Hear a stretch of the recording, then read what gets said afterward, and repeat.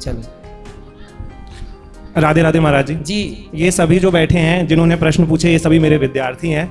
मुझसे प्रश्न पूछते थे तो मैं उतना संतुष्ट नहीं कर पाता था, इसलिए इस बार गर्मी की छुट्टियों में हम लोगों ने ट्रिप प्लान किया वृंदावन का, और विशेष रूप से इनकी जिज्ञासा को शांत करने के लिए आपके चरणों में उपस्थित हुआ। बहुत अच्छा किया कि इन्होंने बच्चों को सही जगह। अब देखो ये बच्चों को गलत अब लोग क्या कहते हैं, भगवान कुछ नहीं होता, भगवान होते तो दिखते क्यों ना। ये सवाल होता है ना इस जनरेशन का कि भगवान होते तो दिखते।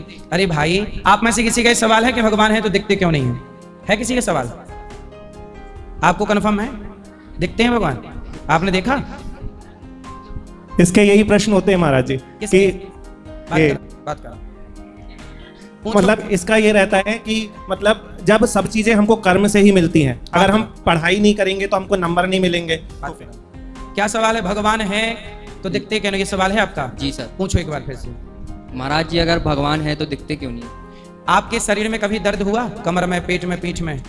जी महाराज। तो दर्द आप मुझे दिखा सकते हैं अपना? दर्द दिखा तो नहीं सकते लेकिन महसूस होता है। हाँ, ऐसे ही जो जिसको दर्द होगा उसी को महसूस होगा, ऐसे जो भक्ति करेगा उसी को परमात्मा महसूस होगा। ईश्वर भी दर्द की तरह है, जैसे दर्द है पर दिखाया तो नहीं जा सकता, पर महसूस किया जा सकता है। तो महसूस भी कौन करेगा? जिससे दर्द है। जी गुरु। जिसके पैरों में विमाई फटी ही नहीं वो पीर पराई क्या जाने, और जिसने बेटी को जन्म दिया ही नहीं वो बेटी की विदाई क्या जाने। सही। तो भाई, जिसके पाँव में कांटा नहीं लगा वो क्या जाने दर्द क्या होता है। तो जिसने भक्ति नहीं की वो क्या जाने कि भगवान क्या होते हैं। तो बिना दर्द जब नहीं दिखा सकते तो भला भगवान। कुछ चीजें बेटा देखने दिखाने की नहीं होती। सर, अगर भगवान को देखने के लिए खुद को दर्द देना पड़े तो फिर किस बात? नहीं, दर्द कहाँ देना, हमने कब कहा कि दर्द? अरे हमने केवल उदाहरण से बताया कि जैसे दर्द दिखता नहीं है पर होता है। अच्छा। तुम तो डीप पे चले गए। मतलब तुम एग्जाम्पल को भी नहीं समझ पा रहे हो।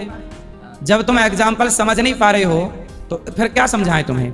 जैसे दर्द दिखता नहीं है, ये उदाहरण दे रहा हूं मैं कि जैसे दर्द दिखता नहीं है पर दर्द होता है कि नहीं होता है। ऐसे ईश्वर भी देखने दिखाने का विषय नहीं है, परमात्मा महसूस का विषय है। ठीक है। और क्या सवाल है आपका? कुछ नहीं। आपने क्या कहा? दर्द का क्या कहा कि ईश्वर दर्द। भगवान किसी को दर्द नहीं देना चाहते भगवान। अच्छा ये बताओ, आपकी आंखें हैं? जी गुरु जी। किसने दी हैं? भगवान। कान किसने दिए? सब भगवान ने दिया। तो फिर क्यों कहते हो भगवान पे इतना डाउट क्यों? डाउट नहीं, मतलब एक क्वेरी थी कि भगवान क्यों नहीं दिखते। भगवान दिखते हैं। मीरा को दिखे, प्रहलाद को दिखे, उस योग्य तो बने। भाई बैक्टीरिया आया कोरोना, आपको दिखा कोरोना बैक्टीरिया? नहीं दिखा, पर डॉक्टरों ने देखा, साइंटिस्टों ने देखा। हाँ। उन्हें दिखा क्योंकि उनके पास देखने वाला यंत्र है। ऐसे आपके पास देखने वाली भक्ति है ही नहीं तो दिखेगा कैसे भगवान? भाई वो आंखें तो चाहिए। जिस आंख से बैक्टीरिया दिखता है उस आंख का नाम है माइक्रोस्कोप। क्या नाम है उसका? माइक्रोस्कोप, है ना। जिस आंख से बैक्टीरिया दिखता है उस आंख का नाम क्या है? माइक्रोस्कोप। हाँ, ऐसे जिस आंख से भगवान दिखते हैं उस आंख का नाम है भक्ति। समझ में आई? और कुछ? चलो, और किसका सवाल है? बोलो। राधे राधे गुरु जी। गुरु जी, कलयुग में भक्ति प्राप्त करने का सबसे आसान मार्ग क्या है? सत्संग, समाज की सेवा, दीन दुखियों की सेवा, भूखे को रोटी, प्यासे को पानी, सेवा और सत्संग।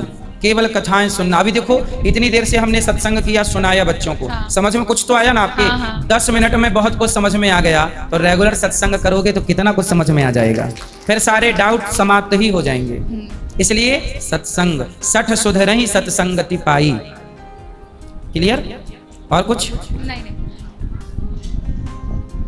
राधे राधे गुरुजी। जी। गुरुजी, मेरा प्रश्न ये है कि भगवान के पास तो ऑलरेडी ऐसे बहुत सारे लोग हैं जो भगवान के लिए ऑलरेडी इतना त्याग करके बैठे, इतनी भक्ति करते हैं। तो हम लोग जो नॉर्मल लोग हैं जो इतना सब कुछ नहीं कर पाते हैं बट जितना बन सकता है उतनी भक्ति करते हैं, तो क्या भगवान उससे प्राप्त हो सकते हैं? भगवान सबसे सबको मिलते हैं। भगवान ये नहीं देखते कि तुम कितना बड़ा जब तब कितना बड़ा कुछ कर रहे हो। भगवान ये देखते हैं कि मेरा भक्त मेरे से प्रेम कितना करता है। जंगल में रह रही थी माता शबरी, और शबरी जंगल में रह रही थी जिन्हें कोई नहीं जान रहा था, लेकिन राम स्वयं शबरी के प्रेम में, शबरी राम के पास नहीं गई, राम शबरी के पास पहुंच गए। क्योंकि प्रेम जहां होगा, चुंबक क्या करती है, मैग्नेट क्या करती है, लोहे को अपनी ओर खींच लेती है। जैसे मैग्नेट लोहे को अपनी तरफ खींचती है, ऐसे भक्त का प्रेम भगवान को अपनी ओर खींच लेता है। भगवान ये नहीं देखते कि ये बड़ा है, ये छोटा है, ये कौन है? भगवान तो सबको मिलते हैं। एक हाथी को भगवान मिल गए, एक रसखान मुसलमान को भगवान मिल गए। जो भजेगा भगवान, जात पात ऊंच नीच अमीरी गरीबी साधु संत राजा रंग कुछ नहीं देखते, राम ही केवल प्रेम प्यारा, केवल प्रेम देखते हैं। ठीक है। हाँ गुरुजी, और जब हमें व्रत करने से हमें तकलीफ होती है, लाइक हम भूखे रहते हैं, और हम लोग अभी परिक्रमा करके आए थे गुरुजी कल गोवर्धन की, जब हमें कष्ट में भगवान नहीं देख सकते तो हम करते क्यों हैं? हम भगवान के लिए ही तो करते हैं ना, बट भगवान को तो देख के बुरा नहीं, लगता होगा। भगवान ने कभी नहीं कहा कि मेरे लिए भूखे रहो। आजकल के लोगों ने परिभाषाएं बदल दी। व्रत का नाम है उपवास। क्या नाम है? उपवास। उपवास का अर्थ क्या हुआ बताओ, आप स्टूडेंट हैं, आप बताओ। उपवास का मतलब कम भोजन करना और भगवान में लीन रहना। देखो यही गलत बात, आप लोग ही गलत परिभाषाएं करते हो, फिर दोष भगवान को देते रहते हो। जैसे उपराष्ट्रपति होता है, उपराष्ट्रपति क्या है? उपराष्ट्रपति का अर्थ है, उप का अर्थ है राष्ट्रपति के समीप वाला उपराष्ट्रपति। उपवास का वास मतलब रहना।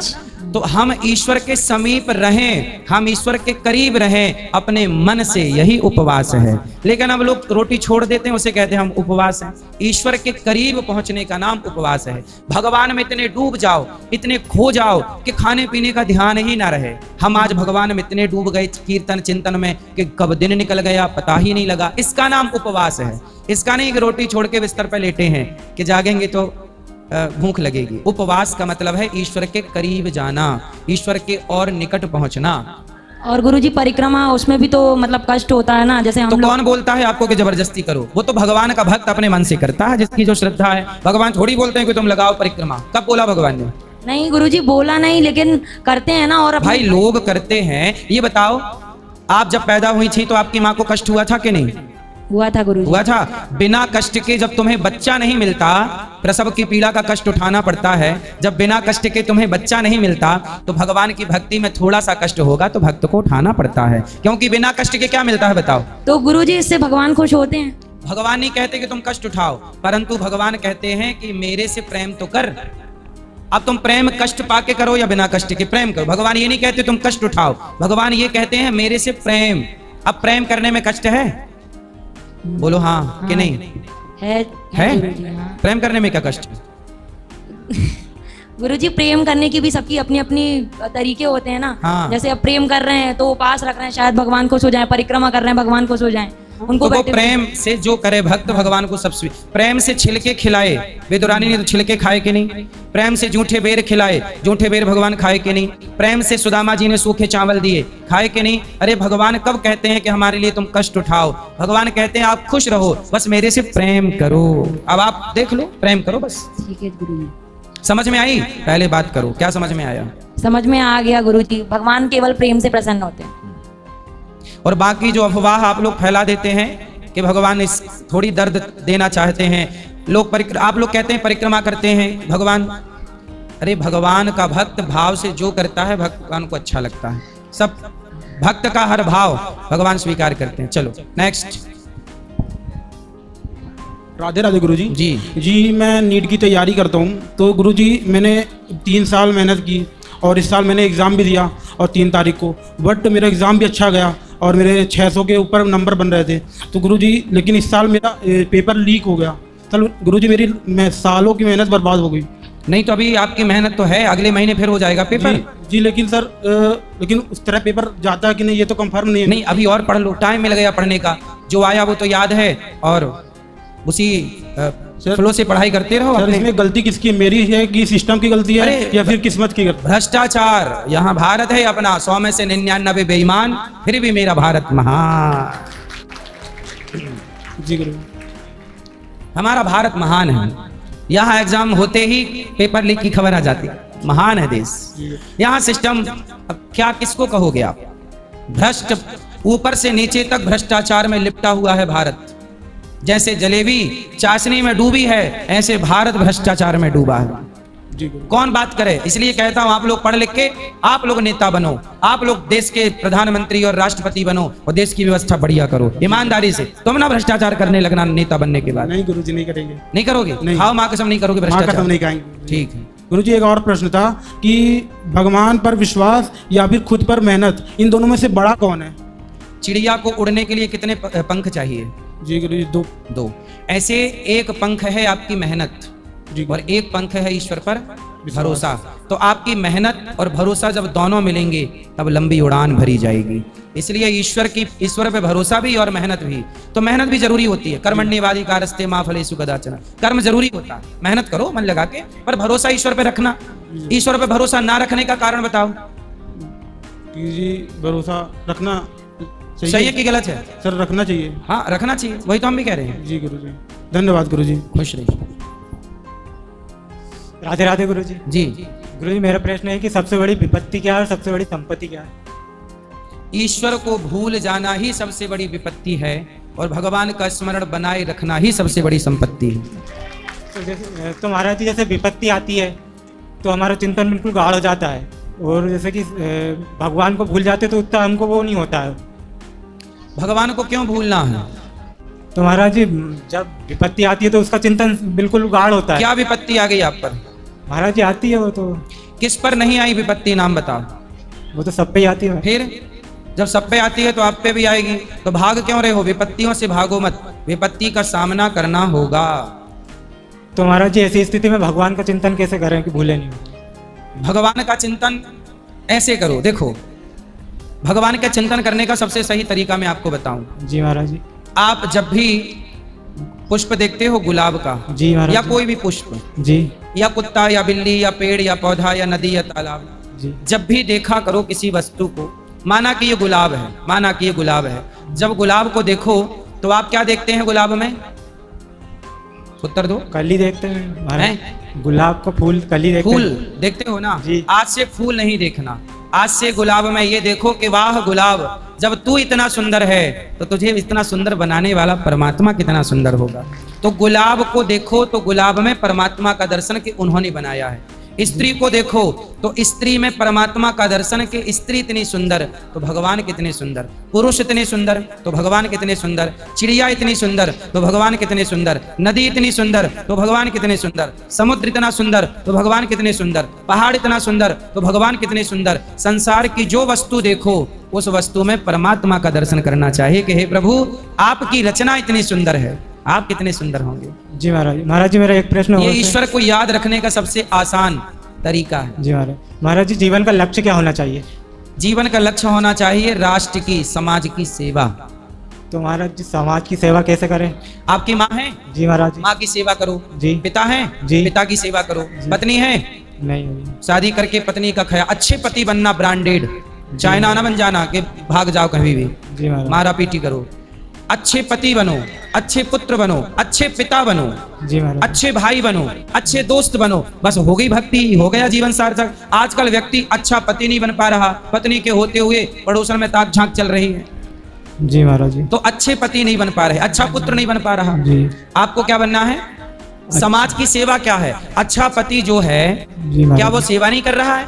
अच्छा पुत्र क्या सेवा नहीं कर रहा माँ बाप की? जी महाराज। क्या ये पुण्य नहीं है? है नहीं। फिर यही तो है। आज पहले के लोग अपने कर्तव्य पूरे करते थे, आजकल लोग कर्तव्य छोड़ छोड़ के भाग जाते तो हैं। महाराज जी आप बताते हैं कि जीवन का लक्ष्य है भगवत प्राप्ति करना। भाई भगवत प्राप्ति हो ही जाएगी जब आप अपने माँ की सेवा करोगे, जी। भगवान मानकर पिता की सेवा करोगे, आपको भगवत प्राप्ति नहीं हो जाएगी? तो महाराज जी सेवा तो करेंगे पर उसमें भजन भी तो करना पड़ेगा, बिना से भजन के ईमानदारी से करे कोई सेवा। श्रवण कुमार ने कौन सी भक्ति की थी? केवल माँ बाप की सेवा के बल पर भगवान को प्राप्त कर लिया। आज तक युगों के बाद नाम है। आप भगवान का चिंतन अंदर करते रहो, नाम जप करते रहो, माँ बाप की सेवा करते रहो। जी महाराज जी। क्या माँ बाप के पांव दबाते हुए भगवान का स्मरण नहीं हो सकता? हो सकता है क्या माँ महाराज को जी। रोटी देते हुए भगवान का स्मरण नहीं हो सकता? हो सकता है। भगवान कब कहते हैं कि तू माँ बाप को छोड़ मेरी भक्ति कर? कब कहा? जी महाराज जी। महाराज जी एक प्रश्न और था, आपकी दिनचर्या क्या है? हमारी यही दिनचर्या है, दिन भर आप लोगों से बात करते हैं। महाराज जी आप सवेरे उठने से लेके शाम रात्रि तक केवल सेवा है। माताओं को भोजन बांटना, संतों को भोजन बांटना, रसोई की सेवा करना, गायों के चारा की सेवा करना, है ना।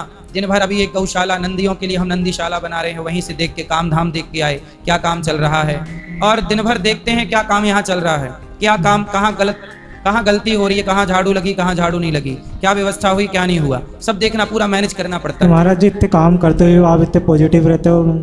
तो नेगेटिव होके भी क्या पालेंगे हम? तो महाराज जी हमारे तो इतना काम भी नहीं रहता है, फिर भी चिंता रहती है। जब नेगेटिविटी से हमें कुछ मिलना नहीं है तो पॉजिटिव ही रहे ना, इसलिए हम हमेशा, हमें पता है कि नेगेटिविटी से क्या मिलना है, तो महाराज जी इसलिए हम सबके पॉजिटिव रहते हैं। सबके साथ ऐसा क्यों नहीं है महाराज जी, हमारे साथ ऐसा क्यों नहीं है? सत्संग करो, इसके लिए सत्संग करते रहिए। आप जब निरंतर सत्संग करेंगे, ईमानदारी से अपने कर्तव्य को पूरा करेंगे, तो भगवान ये शक्ति आपको भी देंगे। जी महाराज, राधे राधे महाराज जी। राधे राधे। राधे राधे राधे। कहाँ हो? यहाँ। अच्छा, राधे राधे जी।